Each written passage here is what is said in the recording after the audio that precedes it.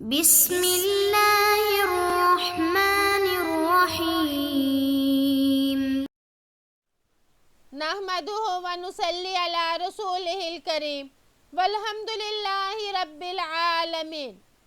ہم کتاب الحج پڑھ رہے ہیں اور اس میں سے ہمارا مسئلہ یہ چل رہا ہے کہ کیا معذور والد کی طرف سے حج کیا جا سکتا ہے یا نہیں۔ تو اس حدیث کی روشنی میں ہم پڑھیں گے کہ ان کی طرف سے حج کیا جا سکتا ہے۔ وَأَنْ لَقِيْطَ بِنْ عَامِرٍ رضی اللہ عنہ أنه أتى النبي صلى الله عليه وسلم فقال إن أبي شيخ كبير لا يستطيع الحج ولا العمرة ولا الظعن قال حج عن أبيك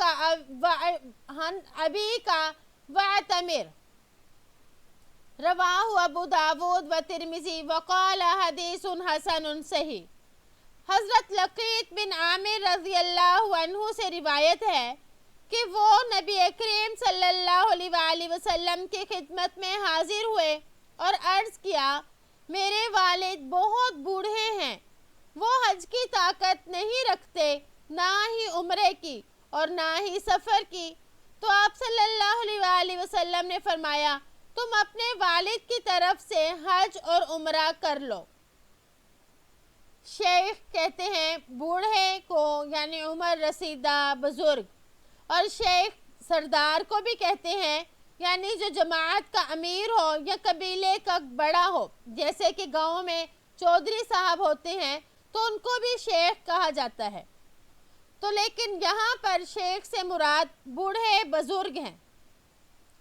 تو صحابی فرماتے ہیں کہ میرے والد صاحب بوڑھے ہیں، بزرگ ہیں، سفر کی طاقت نہیں رکھتے۔ تو مسئلہ یہ ہے کہ کسی شخص پر اگر حج فرض ہو اور وہ بذات خود حج پر جانے سے معذور ہو، اور اس کی معذوری بھی ایسی ہے جو موت تک ختم ہونے والی نہیں، مثلا بڑھاپے کا ضعف ہے یا نابینا ہے یا پاؤں وغیرہ کٹ گئے، تو اگر اس طرح کی کوئی مجبوری ہے، معذوری ہے، تو اب اس کی طرف سے دوسرا آدمی حج کر سکتا ہے، بشرط کہ وہ معذور آدمی اپنی طرف سے حج کرنے والے کو حج کے اخراجات دے اور اپنی طرف سے حج کرنے کا حکم بھی دے۔ تو ایسے شخص کی طرف سے مرنے کے بعد بھی حج کیا جا سکتا ہے اگر اس نے مرنے سے پہلے وصیت کی ہو۔ تو بعض علماء یہ فرماتے ہیں کہ ان کے والد نے انہیں یہ حکم بھی دیا ہوگا، وصیت کی ہوگی، لیکن اکثر علماء کی یہ بھی رائے ہے کہ حج اور عمرہ اپنے والدین کی طرف سے ادا کیا جا سکتا ہے، اگرچہ انہوں نے وصیت بھی نہ کی ہو اور حج اور عمرہ کرنے کا حکم بھی نہ دیا ہو۔ وعن صائب بن یزید رضی اللہ عنہ قال حج بی مع رسول اللہ صلی اللہ علیہ وسلم فی حجۃ الوداع وانا ابن 7 سنین رواہ بخاری۔ حضرت صائب بن یزید رضی اللہ عنہما سے روایت ہے کہ مجھے رسول اللہ صلی اللہ علیہ وآلہ وسلم کے ساتھ حج الوداع میں حج کرایا گیا جبکہ میری عمر 7 سال تھی۔ تو کیا نابالغ بچے کا حج ہو جاتا ہے یا نہیں؟ تو نابالغ بچے کا حج درست ہے اور اس کو نفلی حج کا ثواب ملے گا۔ اور دوسری یہ بات کہ اگر وہ نابالغ بچہ بالغ ہو گیا اور اس کے ذمے کوئی حج تھا تو اس کو اب دوبارہ حج کرنا پڑے گا، یعنی جب یہ بالغ ہوگا تو اس کو اپنا فرض حج امام ابو حنیفہ کے مذہب میں دوبارہ کرنا پڑے گا۔ نابالغی کی حالت میں جو حج کیا، اس کی وجہ سے اس کے ذمے بالغ ہونے کے بعد جو اب حج فرض ہوا ہے وہ ساقط نہیں ہوگا، یعنی وہ جو اس نے نابالغی کی حالت میں کیا وہ نفلی حج تھا، اور جب وہ بالغ ہونے کے بعد کرے گا تو اب اس کے ذمے سے ساقط ہوگا۔ حضرت صائب جو ہیں انہوں نے اپنے والد صاحب کے ساتھ حجۃ الوداع میں شرکت کی تھی اور اس وقت ان کی عمر 7 سال تھی۔ وعن ابن عباس رضی اللہ عنہما ان النبی صلی اللہ علیہ وسلم لقي ركبا بالروحاء فقال من القوم قالوا المسلمون قالوا من انت. حضرت ابن عباس رضی اللہ عنہما سے روایت ہے کہ نبی کریم صلی اللہ علیہ وآلہ وسلم روحا مقام پر ایک قافلے سے ملے تو پوچھا کون لوگ ہو؟ انہوں نے بتلایا مسلمان ہیں. انہوں نے پوچھا آپ کون ہیں؟ قالا تو فرمایا آپ صلی اللہ علیہ وآلہ وسلم نے رسول اللہ یعنی اللہ کا رسول. فرفعت امرأة صبيا فقالت ألهذا حج؟ قال نعم ولك اجر. رواہ مسلم. تو ایک عورت نے ایک بچے کو اٹھایا اور پوچھا کیا اس کے لیے حج ہے؟ تو آپ نے ارشاد فرمایا ہاں اس کا اجر تمہیں ملے گا. مسلم نے اس کو روایت کیا. تو یہاں پر آپ صلی اللہ علیہ وآلہ وسلم نے فرمایا کہ چھوٹے بچے کو حج کروانا جائز ہے اور اس کا ثواب اس کے والدین کو ملے گا.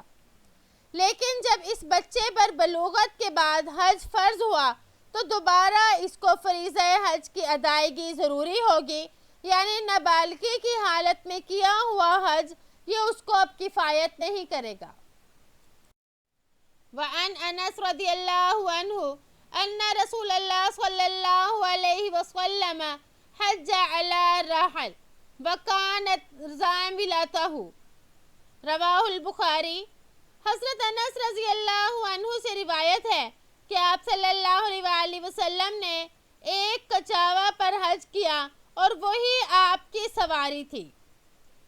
حجہ اس سے مراد حجۃ الوداع والا حج ہی ہے، کیونکہ اس حج کے علاوہ آپ صلی اللہ علیہ وآلہ وسلم نے کوئی دوسرا حج نہیں کیا. تو فرمایا علی رحل یعنی سفر کے لیے برتن سواری وغیرہ وہ اسی پر تھے. مطلب یہ کہ آپ نے جب حج فرمایا تو آپ کے سفر والی سواری الگ نہ تھی، یعنی اس طرح نہیں تھا کہ ایک سواری پر آپ کا سامان تھا اور دوسرے پر آپ خود سوار تھے، بلکہ آپ ایک سواری پر سوار تھے، اسی پر آپ کی ضرورت کی یعنی کھانے پینے کی چیزیں وغیرہ موجود تھی.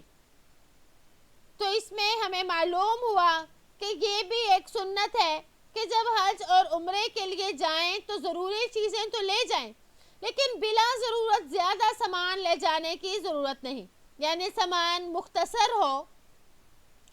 تو محدثین رحمہ اللہ فرماتے ہیں کہ اس حدیث میں ایک طرف تو آپ کی تواضع کو بیان کیا جا رہا ہے تو دوسری طرف آپ کے سامان کو بتایا گیا کہ معمولی سے سامان کے ساتھ آپ نے حج فرمایا تھا.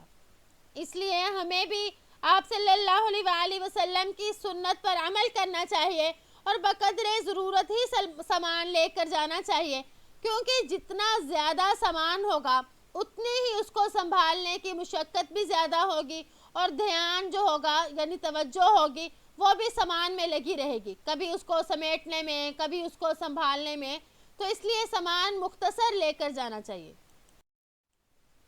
وعن ابن عباس رضی اللہ عنہما قال كانت عكاظ ومجنة وذو المجاز أسواقا في الجاهلية فتثموا أن يتجروا في المواسم فنزلت ليس عليكم جناح أن تبتغوا فضلا من ربكم في مواسم الحج. رواہ البخاری. حضرت ابن عباس رضی اللہ عنہما سے روایت ہے کہ عکاظ، مجنہ اور ذوالمجاز زمانہ جاہلیت میں بازار تھے. تو صحابہ کرام رضی اللہ عنہم حج کے مہینوں میں کاروبار کو گناہ خیال کرتے تھے. اس پر یہ آیت نازل ہوئی یعنی تم پر کوئی گناہ نہیں اگر تم اپنے رب کے فضل کو تلاش کرو، یعنی حج کے مہینوں میں.